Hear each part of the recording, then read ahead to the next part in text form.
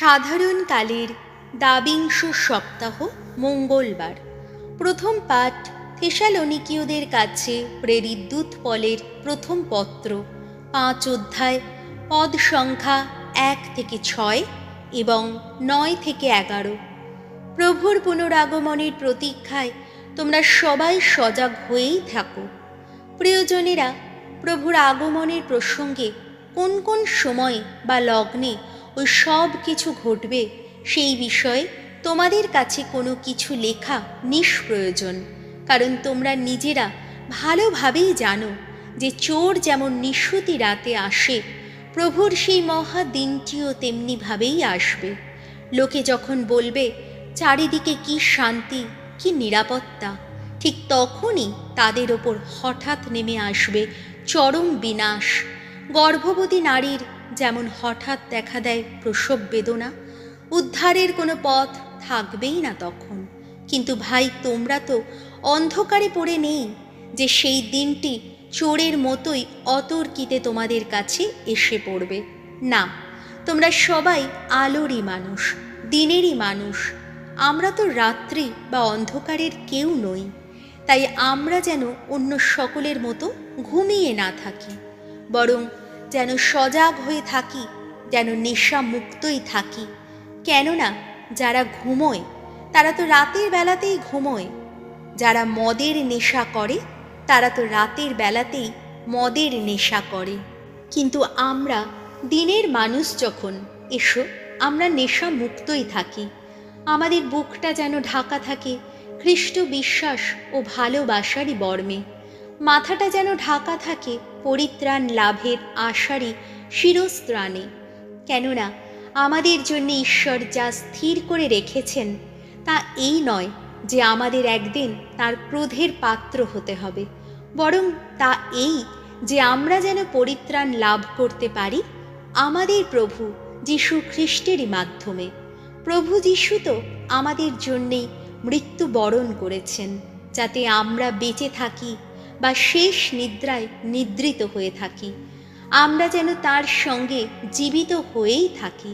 তাই বলছি, তোমরা একে অন্যকে উৎসাহিত করো, একে অন্যকে গড়ে উঠতে সাহায্য করো, ঠিক যেমনটি তোমরা এখন করছো। প্রভুর বাণী, শাম সঙ্গীত, ধুয়ো। আমি জানি প্রভুর শ্রীমুখ দেখতে পাব আমি চিরজীবিতের দেশে। ভগবান আমার জ্যোতি, আমার পরিত্রাণ, কার ভয়ে হব ভীত? ভগবান আমার জীবনের রক্ষা প্রাচীর, কার ত্রাসে হব ত্রস্ত? ধুয়ো।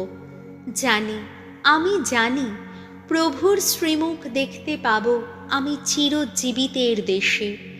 ভগবানের কাছে আমার শুধু একটি মিনতি, শুধু একটি মাত্র চাওয়া, আমি যেন বাস করে যেতে পারি ভগবানের গৃহে এই জীবনের সমস্ত দিন ধরে, যেন ধ্যান করে যেতে পারি ভগবানের দীপ্ত রূপ, তাঁর নিত্য অন্বেষী হয়েই যেন আসতে পারি তাঁর এই মন্দিরে। ধুয়ো।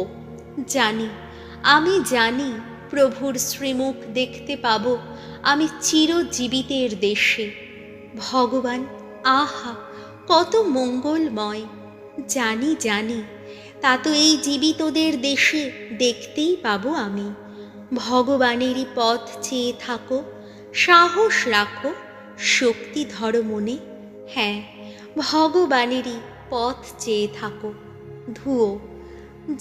আমি জানি প্রভুর শ্রীমুখ দেখতে পাব আমি চিরজীবিতের দেশে। বাণী বন্দনা।